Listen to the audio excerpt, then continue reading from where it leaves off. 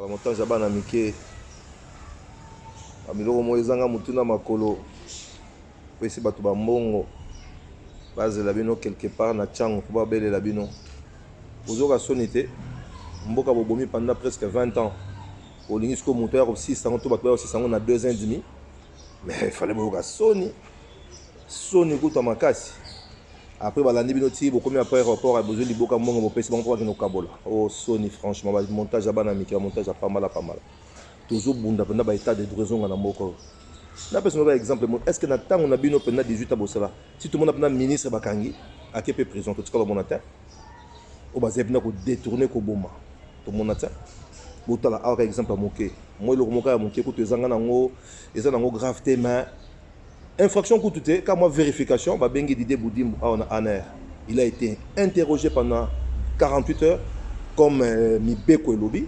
Et puis, Moni Kazaï non ça va relâcher à Kei. Là, les journalistes vont aller couper le détournement au Babylone, Konino, Makama carburant. Loin de la même pas yango. Hein? Ils ont yango tse. Hein? Natang on a bien besoin salango. Il aura pas pamba. Mboka bo timbola kango libulu mula etozo bundato mana libulu wana. Boromona projet OESA il y a 145 territoires population recette là. Tozo bunda. Tobite que to comme déjà passé on tozo lingane to bimisa li mboka place bo comme ça yango na libulu si matolo ka moyen to on ko avancer. Hein? Didier Boudimbo, courage, excellence. À très bientôt.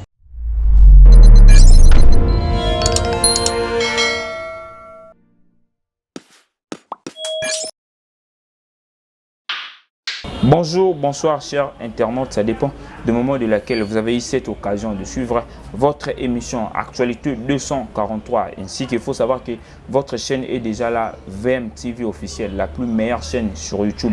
Chaîne où EP Sarabino, d'information tout, chaîne où ils ont des émissions pour diffuser bino surtout où Italie, sport, culture, politique, paysana et Sarabino vraiment d'information na bino tout boningaka adresse tikali moko sur VMTV officiel. Vous s'abonner massivement ainsi que quand vous s'abonner tant vous talara vous partager rapide ba lien yango de europé sa biso vraiment essengo ya ko travailler surtout peu force. Seulement votre humble serviteur, votre mwana musala Jonathan Kanga. Je suis là pour vous présenter cette émission Actualité 243. Bokamwe de changer un peu style ya roulate là tormi mikolo na style dans adresse na biso ainsi que kolata na biso ko mikolo boué na boué to été poto landa bango mais tout ça un peu parcours pe na ndenge na biso mususu ya ko sala pe makambo. Déjà pour commencer je dis merci à madame Verlaine Moké, la propriétaire de la chaîne YouTube. Merci pour la confiance, merci pour la chance que vous m'avez donné, la baronne ainsi que balobasu nini ce nabi baronne balobasu la balbasuni bon ba terme kimi vous avez belé beaucoup mais la biso na to joaka to bandeni balobaka dans mon compte de chaîne YouTube. Oh, merci vraiment madame pour vous, merci vraiment pour la confiance et fidélité aux OP Sanga et surtout na abonné na biso. Pourquoi pas aussi dire merci à la fondation Jimmy Muka Nzenza, fondation moko etikala OP Saka biso vraiment sourire bango bazo pesa biso mingi sourire yango fondation etikali moko Fujim ya fondation Fujim ya monsieur Jimmy Muka Nzenza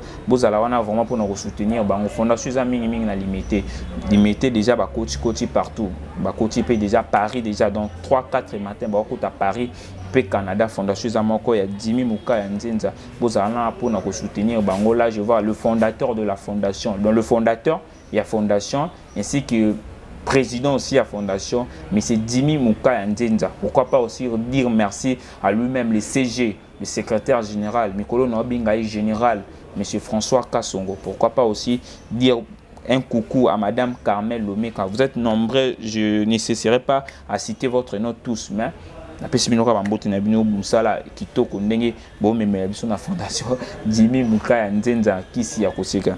Déjà lelo sur votre émission Actualité 243 tous un peu na ba sujet au Torobeta ba sujet au vraiment et déranger mais ba sujet en actualité.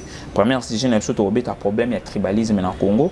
Deuxième sujet na biso ali c'est quoi l'union sacrée? Batubele ba l'union sacrée te Torobeta masolo ya l'union sacrée Torobeta pe masolo ya salaire ya ba policier. Donc salaire ya ba policier ba moins grade moins gradé nde Torobeta masolo na bango. Torobeta pe masolo ya ba élection en France ndeni ni se dérouler. Torobeta pe masolo ya problème ya Canal Plus na République démocratique du Congo et ainsi qu'avant dernier Torobeta masolo ya carburant. na République démocratique du Congo pour ministre ou autre Obima auto kopesa biso déjà nini babenga ni liste abito pesa biso liste ndeni ba prix kozala tortila bino pe ba image wana nsike ba photo bokotala pe que tokosuki ça na élément ya arrivé ya président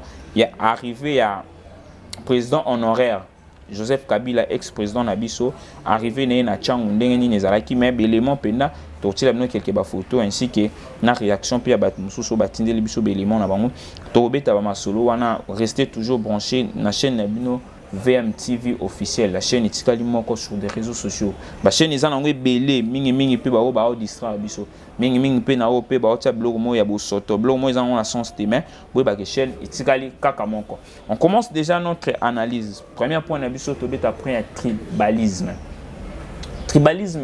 est communine na mboka au Congo. Pourquoi tribalisme?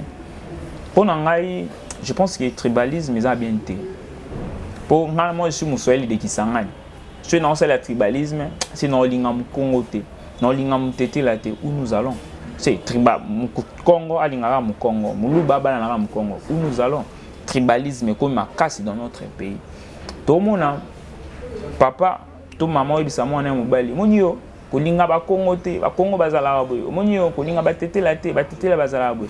Mabe yango ne kota na mboka tribalisme et komema pona nga non c'est là ba gouvernement na biso congolais akata ba makambo ekoma na ba université ou les ressortissants de Kisangani, les ressortissants de Ituri, les ressortissants de Bakongo, les ressortissants ya Bouéboué pona nga gouvernement akata na ba makambo wana biso ba ressortissants ya Boué po na ba université to mona ba bloc wana ba ressortissant ya boy pourquoi ça?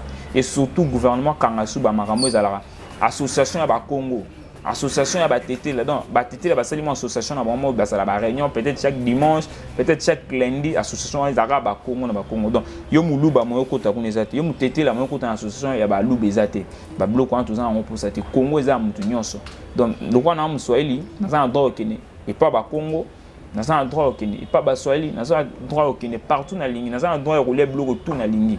Net to le bac, mbo ezara pour na baluba, non, c'est ezara pour na baluba, c'est ça tout. Net singa, peut-être je me sens mieux sur la ligne mbo, mais na muluba te obligé na rouler en pour ezara logo nga la ligne ka. Ça montre pas que ezara pour na baluba, tout ndeni, non, ezara bloc on a biso tout, ezara bloc on nzamba créer donc il faut to lire en surtout pe na ba université surtout logo na le gouvernement télémélo ko na ba ressortissant parce que biso te ba kinois pour qui ça o eza ba teke donc qui ça ba kolo nango eza ba teke so ba teke na qui ça ba oza ba ressortissant ba lo bani na université te bon ba na droit te ba pe ressortissant donc makambo ani katana ba surtout na ba université katana na ba université na ba institut tout ba bloc ani katana na ba école tout monde na ba bloc ani zala rapena te mais na ba université des arabes ezala belé ngana ebi mingi mi bato ba mo lo ba o je pars construire chez moi. Chez toi, c'est où? Discours ni nous partez construire, pars construire chez toi. Chez toi, c'est où? Chez toi, chez moi, c'est la République démocratique du Congo. Je pars chez moi. Chez toi, c'est où? Chez toi, c'est où? Chez moi, c'est la République démocratique du Congo. Dans un encourage, chez moi, peut-être moi, na nord kuna ba mingi na États-Unis na Europe kuna na Europe na Asie na Océanie ba on est ba na courage pour na États-Unis na tonga en États-Unis je suis obligé de dire que je dois aller construire chez moi c'est ici aux République démocratique du Congo chez moi chez moi il faut na Kisangani non chez moi c'est ici la République démocratique du Congo c'est chez moi ils ont raté que faut na tonga na Kisangani il faut na tonga non. Chez moi, c'est la République démocratique du Congo et pas Nanga et pas Nabiso. Sur ce domaine, je pars construire chez nous. C'est Biso tout loin là qui ça. Pour qui ça c'est ça, bah teke, bah kolo qui ça n'est pas teke. C'est faut tout loin qui ça, tout loin qui ça. Pour ce tout loin qui ça c'est là bah teke. Où est chez nous? Chez nous, c'est la République démocratique du Congo. Donc il faut tout ébaquer. Chez nous, c'est la République démocratique du Congo. Mutoko samningate. Petit kaba conteste na ba makambo je pars construire chez moi. Je pars chez moi tout petit kaba bloc chez nous, c'est la République démocratique du Congo. Et tant que Congolais pas na la République démocratique du Congo. Tout petit kaba histoire wana que je pars chez moi, je pars construire chez moi. Biblo wana na sens monté. Le tout petit kaba bloc wana. Ngala lo ba mutolo ba ke je pars chez nous. Aza dingue. Aza zoba aza dingue parce que chez nous c'est la République démocratique du Congo. Et pas na eza awa na Congo, za Congo n'est pas na naza na droit okende nga na mbujima naza na droit okende nga na kananga na droit okende na bamboka ngo eza pepe ebele na droit okende na Congo central na droit okende na Chopo na droit okende partout na ligne pour le Congo appartient à nous. Congo eza ba congolais. Congo eza ba congolais. To si ça des dossier à tribalisme, il faut savoir que Congo eza pour na ba congolais tout tika makamba tribalisme, gouvernement congolais longola biso ka makamba ba ressortissant wana. To lingi makamba ba ressortissant na ba université te faut ba bloquer makamba wana. Ba longola biso pe makamba ya association de to lingi makamba wana te ba longola. On part maintenant de notre deuxième point. Deuxième point, c'est quoi l'union sacrée? Batumingi, l'union sacrée. Batumingi, c'est quoi l'union sacrée? Président Félix, le président Jean-Marc Kaboundou à Kaboul, l'union sacrée. Or que c'est pas ça. C'est pas ça l'union sacrée. Tous on a les sous-temps FCC Zalaka. Ton FCC Zalaki, tout le la FCC. Tout le union FCC pour président. Notre président Félix Antoine Tshisekedi Azwa majorité parlementaire. Pour tout à l'époque où on a les FCC de majorité, le président de la République a une majorité parlementaire. So c'est là que tout débarrasser bango pour président ya asala majorité naï. Sur la majorité naï le président de la République a une pour ça benga bateau ba osangana naï pour passer la union sacrée. Le président de la République a ça qui appelle Jean-Pierre Bemba, Moïse Katumbi. À ça qui appelle na papa Nabiso Bahati Loko, je le salue, président il y a Alliance il y a AFDC, papa Nabiso Bahati Loko. Le président de la République a benga ki batona union ya bango wana ba force na bango ndé ça la pour ça la union sacrée lelo. La plupart ba raté c'est quoi union sacrée? So union sacrée président Félix son excellence Jean-Marc Kaboundou à Kaboul non. Union sacrée, ça union ya batu o basangani pour basa lelo comment pour ba quoi ça FCC pour le président de la République ah ça là na majorité parlementaire et belé. Il y a un président de la République américain qui un peu retouché batu na Moïse Katumbi, Jean-Pierre Bemba, président Bahati Loko pour batu na déjà qui bazaki qui déjà na batu na bazaki na ba député belé déjà na l'Assemblée nationale disons. Bazaki na batu belé dans l'Assemblée nationale. On telle loi l'Assemblée nationale pour ça il y a 500 et quelques 500 députés. Sosotie Moutoura, Moïse Katumbi, Aza peut-être dans 100 députés. Jean-Pierre Bemba, Aza dans 100 députés. Et ça il y a combien? Ça il y a 200. Aussi sur Bahati Loko, Aza peut-être dans 50 députés. Et ça il y a 250. Sauf juste sur les députés à FCC, il y a IDPS. Tant qu'on va au Sangana, ndé logo sali union sacrée lelo. Kosangana ba on ba sangana ngo sali union sacrée. Donc tout le monde a tout temps ba union sacrée to moni son excellence Jean-Marc Kaboundou à Kaboul to moni le président Félix Antoine Tshisekedi. Malgré que c'est lui le président il y a union sacrée. Idée zala ki ya benga bana mai ba sangana pour ba sali loko moko. Idée zala ki maintenant que union sacrée zaka le président Fachi Beton izaka ite zaki union ko sangana bango nyonso de basala ki union sacrée zama no ba notion na photo ba union sacrée mais zaka le président Félix Yemoroteza union ba sangana ki le loto ko monaka batu mingi ba ko longwa na bango na union sacrée pour ba poison pe le chef de le président de la République ba to ataki wana ba très pe ba komi na kati ba to FCC pe ba ko kota na kati ba ministre ba bazalaki na FCC tant ba moni ke avantage là des mingi ba komo ya lelo na union sacrée mais union sacrée zalaki construit pour tout ça la majorité parlementaire yango pe lelo to moni majorité parlementaire ngozo sala musala ba tu kolongo la ministre économie félicitations pe merci na bino baibo kokumba kamboka o surtout na bino ba député national o bazana kati ya union sacrée merci pe félicitations na bino musala kitoko to comprendre déjà union sacrée c'est quoi. L'union sacrée, c'est le président Félix T, et son excellence Jean-Marc Kaboundou à Kabounté, mais il y a 3 personnes qui peuvent pas sa force dans mon amboka Félix Antoine Tshisekedi Tshilombo. Dans le cas, na troisième sujet na biso zali salaire ya ba policier moins gradé. Ba policier moins gradé, ils a ba policier ou ba na PTSC. C'est ngebo ba ke ba policier ba na PTSC, salaire na bango pe otaki au matin.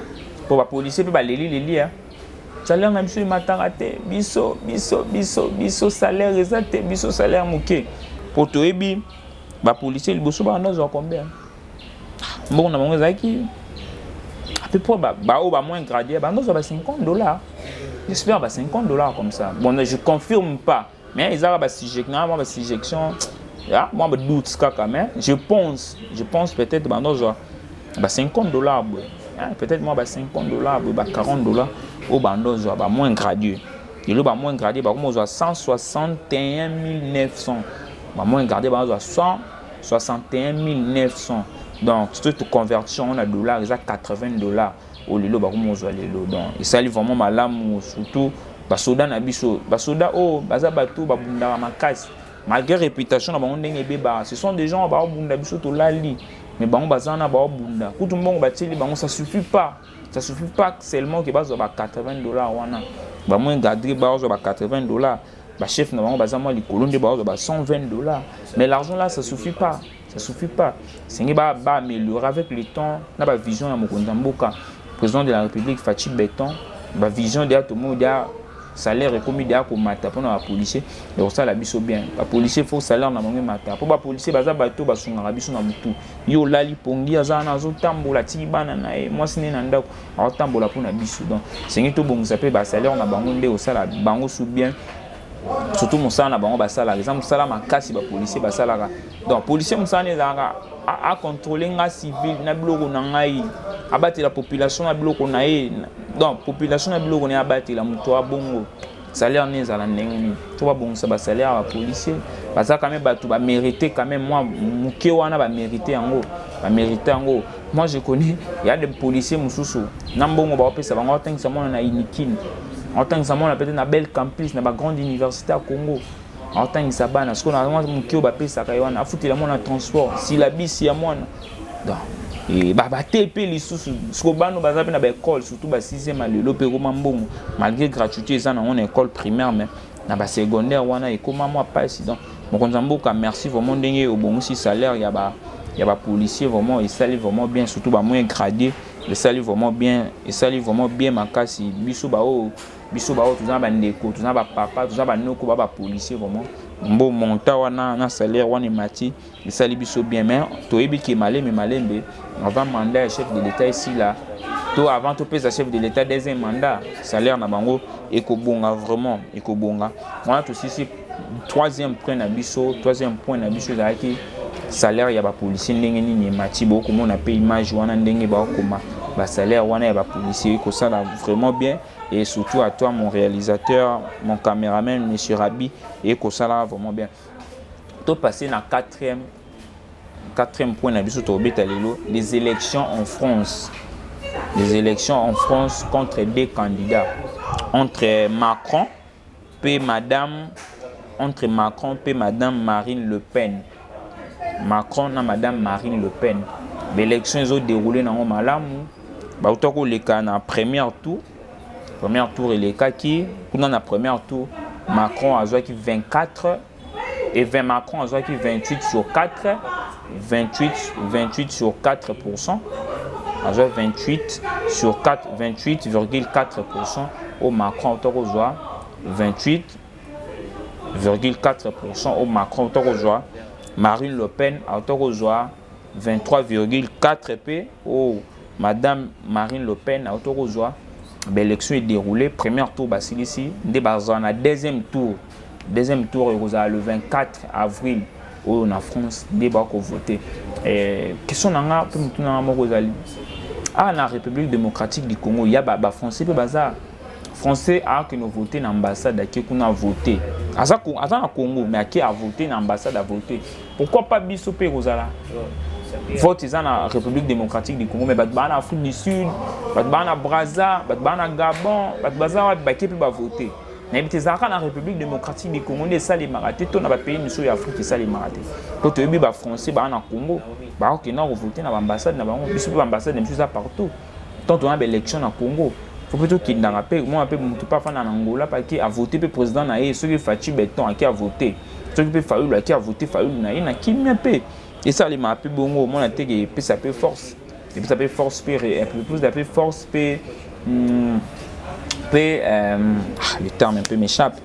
Et puis ça reconnaît ça. Et puis ça peut force tu peux bailler peur. Dans la République démocratique du Congo, l'élection ça les m'a peu qu'on appelle l'élection soit plutôt voter. Donc ça les m'a peu bien pour tout le monde. Il y a français qui est dans l'ambassade dans la République démocratique du Congo, qui est voter. Ça les peut bien. Ils va voter.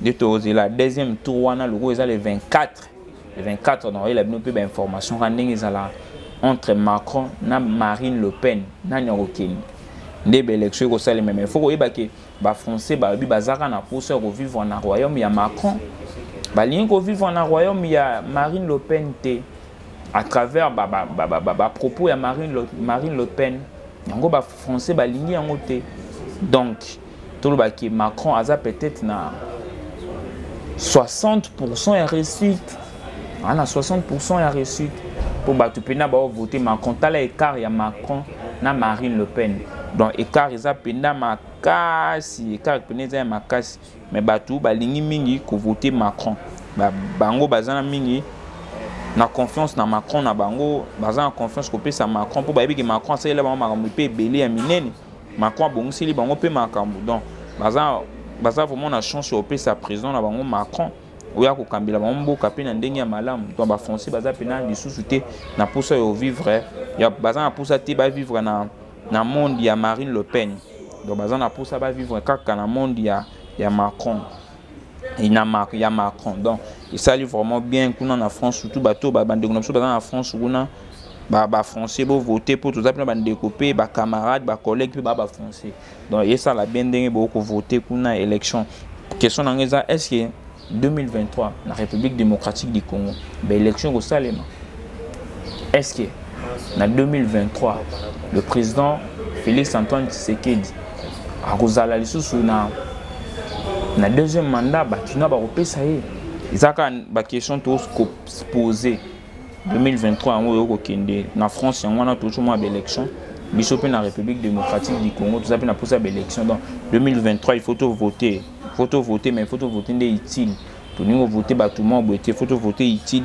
des ba français ba ko salara j'espère bon na ba image ba photo ndeni ba élection ko leka ndeni Macron na Marine Le Pen ndeni ba élection ko leka donc si c'est déjà notre quatrième point pour tous les cas, 5e point, il y a le problème, il y a Canal Plus dans la République démocratique du Congo.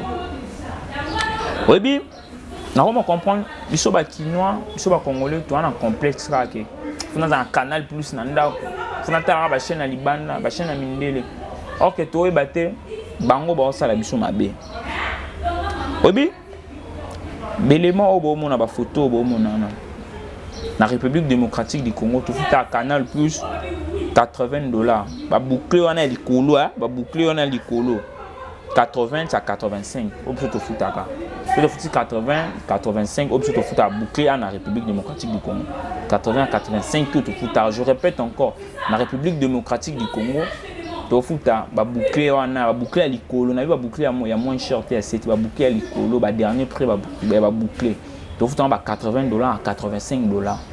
So Kenya ba pays le ba Rwanda a le pays le Rwanda ba futa ba $20 ba $20 ba boucler na Rwanda ba futa ba $20 pourquoi pas bisoter surtout ma baisse sur Canal Plus wana Canal Plus jamais non na tala match ya Renaissance na DSMPT na Canal Plus il est karaté ba lekisa ngote na ba chaîne on bazala Canal Plus Canal Sport 1 Canal Sport 2 ba tikalo lekisa jamais ba match na biso mais bango ba l'exami ba match ya ba ivoirien ba match ya ba rwandais ba l'exango pourquoi pas biso mais biso to ko tsa ba ngombongo mais ba lingi ko sponsoriser sport na biso te pourquoi les anines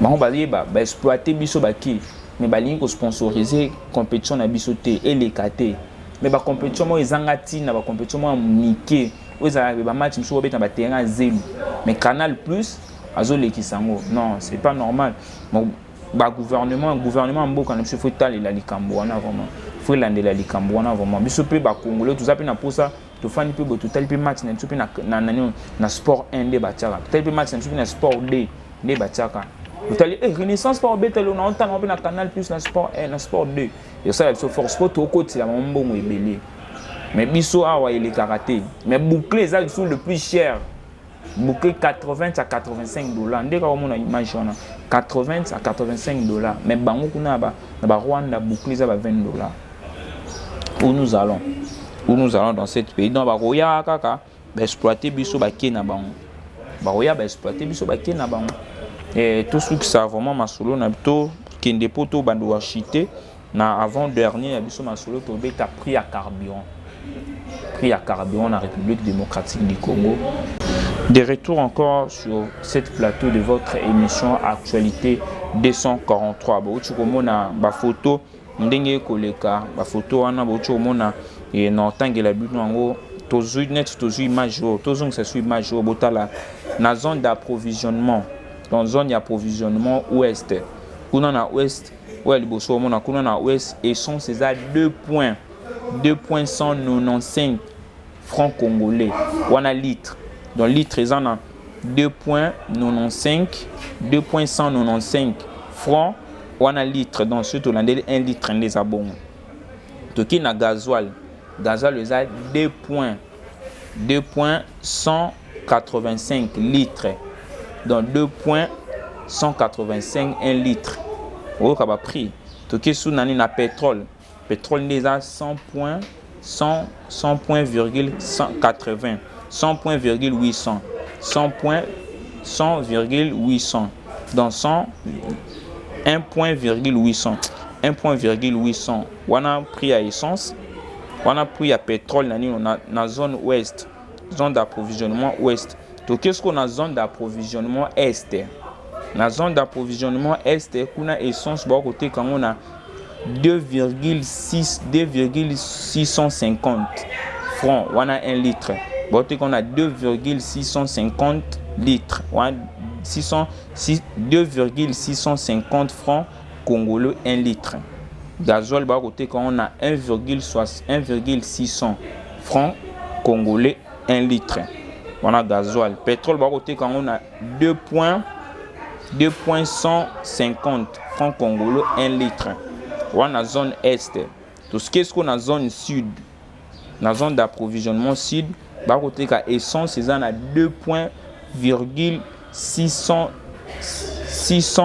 685 francs congolais 1 litre. Gasoil ba côté quand on a 2.690 francs congolais 1 litre. Pétrole ba côté quand on a 2.250 francs litre. Wana ministre wa utiko bima ministre économie wa utiko bimande autuko biministre la biso mukanda obo komona wana ya pétrole na mboka na biso. Toko tuna tokende wapi vraiment na mboka o.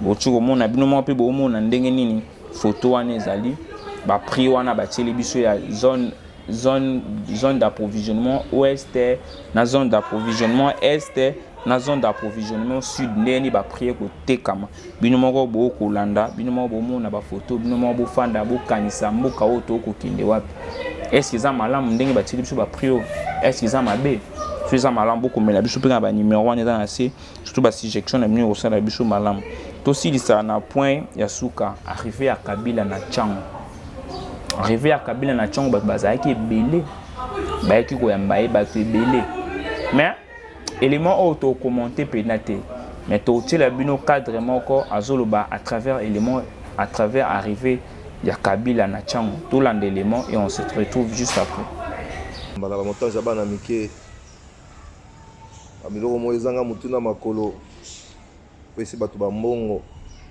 bazela bino quelque part na Tchango pour babelela bino ozoka sonité mboka bobomi pendant presque 20 ans olingi sko moteur 600 to bato 600 na 2 ans et demi mais il fallait boka soni kuta makasi après balandi bino ti bokomi après aéroport a besoin liboka mbongo bopesi bango kwa kino kabola oh soni franchement ba montage bana miki montage pas mal toujours bunda pendant ba état de raison na mboko na personne par exemple est-ce que na temps on a bino pendant 18 ans bosala si tout le monde a pendant ministre bakangi a kepe prison to tikala monata o ba zebina ko détourner ko boma to monata botala par exemple moké moi le moka ya moké ko to ezanga nango eza nango gravité mais infraction ko tuté quand moi vérification ba bengi Didier Boudimbo on aner il a été interrogé pendant 48 heures comme Mibeko Elobi et puis ba monika za non ça va relâcher akei na ba journaliste ba wele ko bela makamo détournement au babilo ko nino makama carburant loin de la même pas yango hein eza ko to yango tse hein na tango na bino bozo salango biloko pa pamba mboka bo timbola kango libulu mula etozo bunda to bimana libulu wana bo mona projet o eza siko ya 145 territoires population recette la tozo bunda tobite ke to komisa pas on toujours lingane to bimisa li mboka place bo komisa yango na libulu si matolo ka moyen to on ko avancer hein Didier Bundimbu, courage, excellence. À très bientôt. De retour sur cette belle plateau, Bochi Koyoka, commentaire, il y a cadre, Aoti Goloba, Moutrabomi Mboga, Botoni et Belé, Bafoutibino Mambongo, Bolingi Topé, ça est sous chance en 2023. Ce sont des questions à poser. Est-ce que M. Kabila, le président honoraire, est-ce qu'il y a 2023, Topé, ça est chance? Est-ce qu'il y a 2023, à cause de ce postulé? Est-ce qu'il y a 2023, à postuler? Est-ce que les Congolais ont pour ça Kabila Zong? Est-ce que les Congolais ont pour ça mon amboka Félix Antoine Tshisekedi? Ce sont des questions à poser vraiment pour se poser des questions. Nous sommes arrivés à la fin de notre émission Actualité 243. Vous avez constaté qu'aujourd'hui, tu es bien invité. Nous avons na sali un peu banalise ya makambu ndenge nini kokende surtout ya actualité ndenge nini kokende na mboka na biso to beti masolo ya tribalisme na Congo et na tribalisme to lobeke na tribalisme to za pour ça ba kangaka ba makambu ya ba ressortissant ba kanga makambu ya ba association de ba kanga makambu wana yango ekosala pena makasi ya mboka to za pour ça ba tribalisme wana te ba makambu ngana mu Congo ngana na to za pour ça makambu wana te et surtout deuxième point na biso to beti masolo ya c'est quoi l'union sacrée.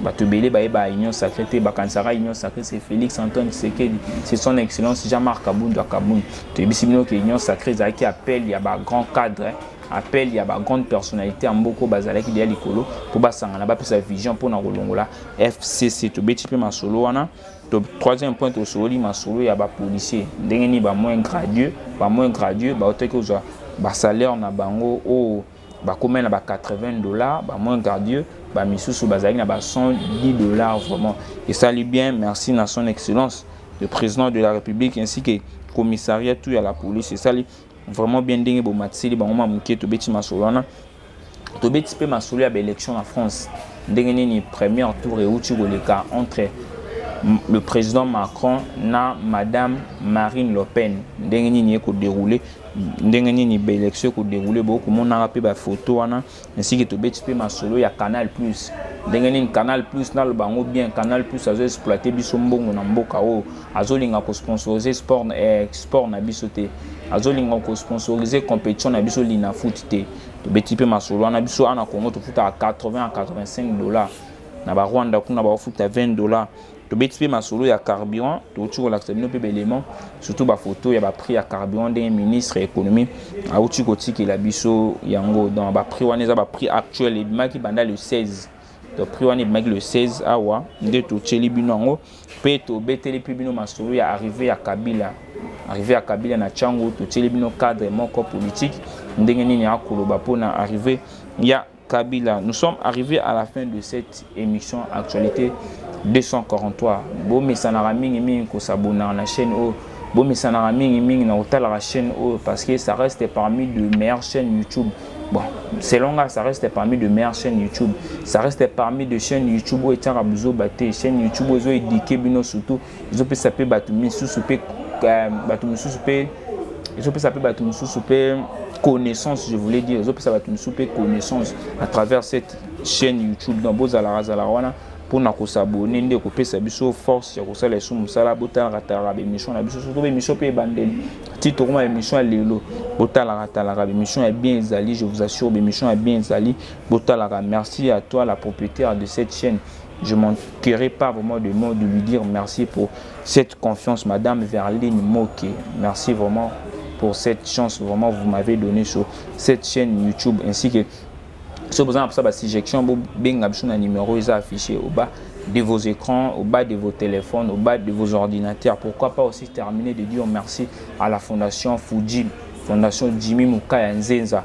Ils ont fait sourire na batu belé surtout bana limité Kingabwa. Ils ont fait ça bango sourire. Là je salue le propriétaire de la fondation Jimmy Mukaya Nzenza lui-même le président ainsi que le CG le général Monsieur François Kassongo. Pourquoi pas aussi Madame Carmel Lomeka.